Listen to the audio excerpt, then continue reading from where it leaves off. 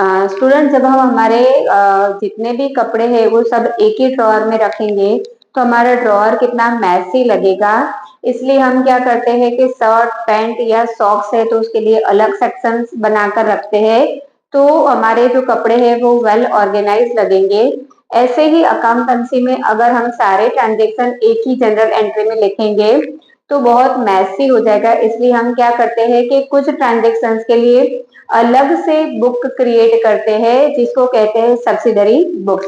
तो चलिए स्टूडेंट, आज हम सीखते हैं सब्सिडरी बुक्स किसको कहते हैं, कौन से टाइप्स के सब्सिडरी बुक्स होते हैं और कौन से ट्रांजेक्शन सब्सिडरी बुक्स में लिखते हैं। तो चलिए स्टूडेंट, रेडी हो जाते हैं।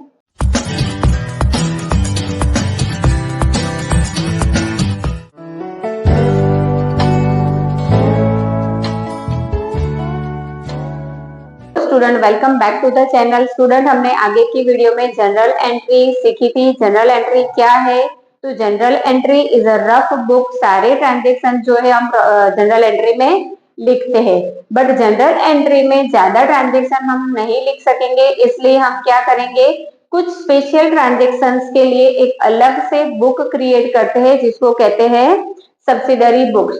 तो सब्सिडरी बुक्स कौन से टाइप्स की होती है? तो नंबर 1 की purchase book,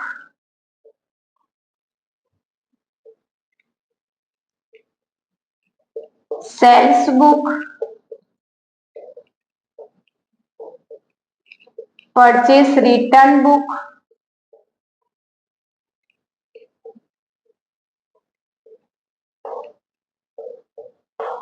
sales return book,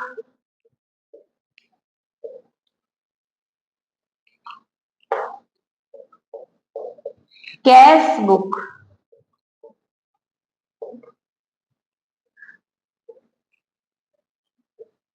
and journal proper.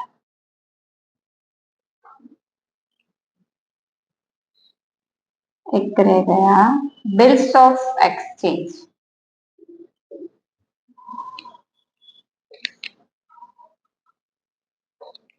इतने टाइप्स की सब्सिडरी बुक्स हम रेडी करते हैं student, but keep in mind कौन से ट्रांजेक्शन हम ये सब बुक्स में लिखते हैं। तो purchase book and sales books में हम कौन से ट्रांजेक्शन लिखते हैं स्टूडेंट्स? तो purchase book, sales book, purchase return and sales return book में हम ओनली ने ओनली क्रेडिट ट्रांजेक्शन ही लिखेंगे। कैश बुक में कैश ट्रांजेक्शन मतलब कि ऑन द स्पॉट कैश का जो भी हमने ट्रांजेक्शन किया है, मतलब कि कैश आई है या कैश गई है, वो ट्रांजेक्शन हम कैश बुक में लिखेंगे। जनरल प्रॉपर में हम क्लोजिंग एंट्री या ओपनिंग एंट्री करेंगे। स्टूडेंट, ये स्पेसिमेन है परचेज बुक का। Date, particular, inward invoice number, LF, ledger folio number and amount. Inward invoice number जो रिसिप्ट हमको मिलेगी उसको इनवर्ड इनवॉइस नंबर कहते हैं। एंड ये है purchase return book. Student, account नहीं बुक कहते हैं। और रिटर्न आउटवर्ड मतलब कि माल हमारा जाएगा, इसके लिए आउटवर्ड हम जब रिटर्न करेंगे जो भी वो, तो date, particular, debit note number, LF, ledger folio number and amount. Student, accountancy में ये जो अकाउंट है उसके ये जो कॉलम है वो आपको याद रखना बहुत इंपॉर्टेंट है। तो यहाँ पर inward invoice number, purchase book में माल जो है, गुड्स जो है वो आएगा तो हमको रिसिप्ट मिलेगी तो उसको इनवर्ड इनवॉइस नंबर बोलते हैं। और परचेस रिटर्न, हम जब माल रिटर्न करेंगे तो उसको डेबिट नोट नंबर कहते हैं।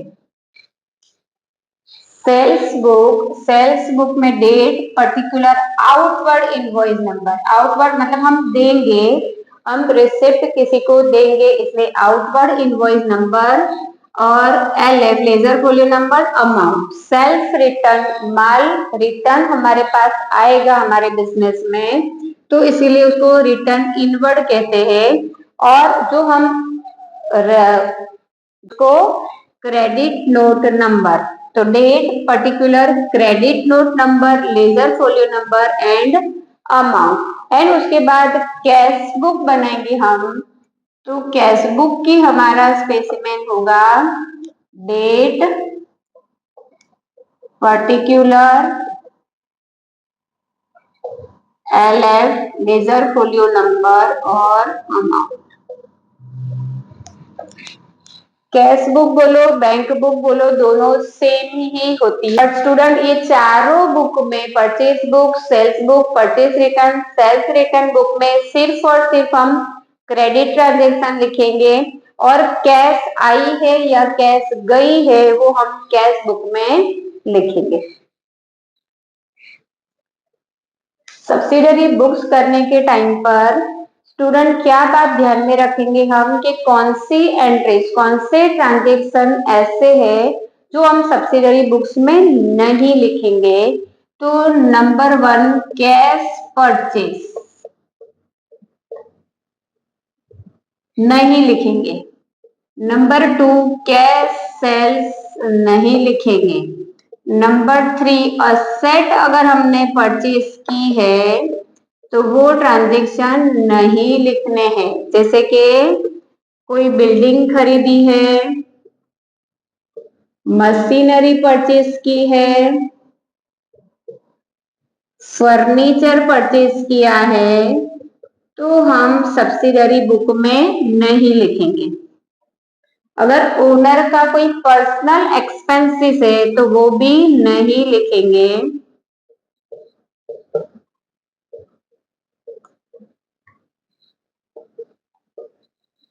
एडजस्टमेंट एंट्री है तो वो भी हमको नहीं लिखना है।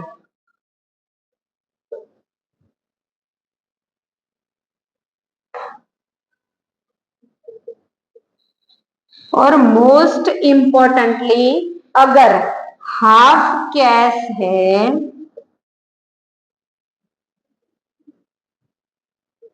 और हाफ क्रेडिट है तो पूरे ट्रांजेक्शन को तुमको क्रेडिट ट्रांजेक्शन समझकर एंट्री करनी है।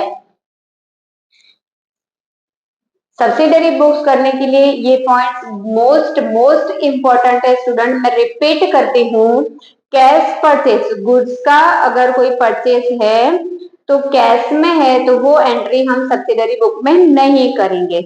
सेल्स हमने कैश में दिया है तो उसकी एंट्री भी हम सब्सिडरी बुक्स में नहीं करेंगे। हमने असेट परचेज की है, अब वो चाहे कैश में हो या क्रेडिट में हो, फिर भी हम सब्सिडरी बुक में उसकी एंट्री नहीं करेंगे। किस ओनर का खुद का खर्चा है, कोई भी एक्सपेंसेस उसने बिजनेस में से पे किया है, चाहे वो कैश हो या क्रेडिट हो, बट सब्सिडरी बुक में उसकी एंट्री नहीं करेंगे।